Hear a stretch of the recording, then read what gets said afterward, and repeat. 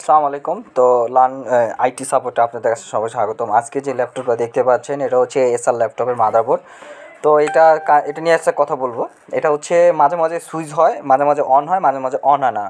আবার যখন অন হয় না টোটালি অন হয় না। তো আমাদের মাদারবোর্ড কাজ করার আগে কোনো আইসিতে চেক করার আগে প্রাথমিক পর্যায়ে চেক করি যে মাদারবোর্ড কোনো শর্ট আছে কিনা, কিন্তু এটা কোনো জায়গায় শর্ট নাই। মাদারবোর্ড কোনো জায়গায় কোনো আইসি শর্ট নাই, বাস জাস্ট সুইচিং হয় না। তো এর জন্য কী করতে হয়, প্রথমে আসলে আমি মাদারবোর্ড নিয়ে কিছু কথা বলি। বোর্ডটা ওপেন আছে। তো এর আগে আপনার কিছু কাজ করতে হয়। কাজগুলো হচ্ছে গিয়ে যে ইগুলো আছে, এক্সটার্নাল ডিভাইসগুলো আছে ল্যাপটপে, অনেক এক্সটার্নাল ডিভাইস থাকে, যেমন এসএসডি, ওয়াইফাই কার্ড, তারপর সাইট কিছু যে দেখতে পাচ্ছেন, এই যে এটা ইউএসবি, যে একটা আলাদা একটা সার্কিট বোর্ড আছে।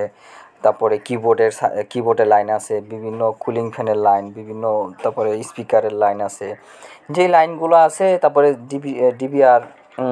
ডিবিআরের লাইন আছে, সেগুলো তো ডিসকানেক্ট করে দেখতে হয় যে এইগুলোর জন্য সমস্যা করে কিনা। তারপর একটা ল্যাপটপের মাদারবোর্ডে অনেকগুলা আলাদা আলাদা সার্কিট থাকে, প্রতিটা ডিসকানেক্ট করে দেখতে হয় যে আসলে সুইচিংয়ে কোনো প্রবলেম কিনা। তারপরে র্যাম ডিসকানেক্ট করে দেখতে হয়, র্যামটা একটু পরিষ্কার করে দেখতে হয়, র্যাম চেঞ্জ করে দেখতে হয় যে র্যামের জন্য শর্ট থাকে না। এক্সটার্নাল যদি কোনো শর্ট থাকে তাহলে এই প্রবলেমগুলো হয়।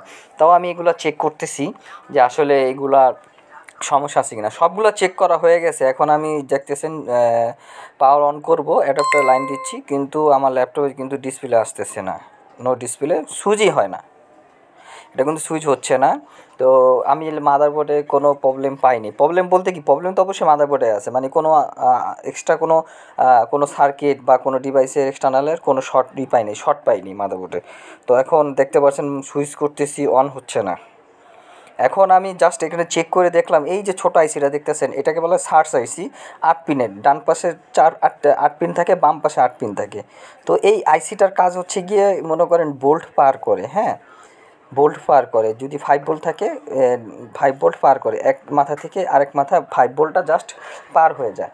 তো এইটাকে সার্চ মোসফেট বলা হয়, অনেক সার্চ আইসি বলা হয়। দেখতেছেন এই আইসিটা।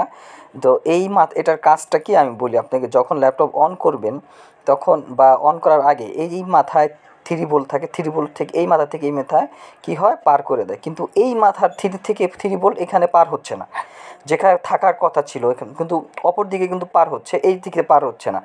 তো আমি কি করছি, এক্সটার্নাল তার দিয়ে ভোল্টেজটা পার করে দিয়েছি। দেখতে পাচ্ছেন ভোল্টেজটা অলরেডি পার করে দিয়েছি।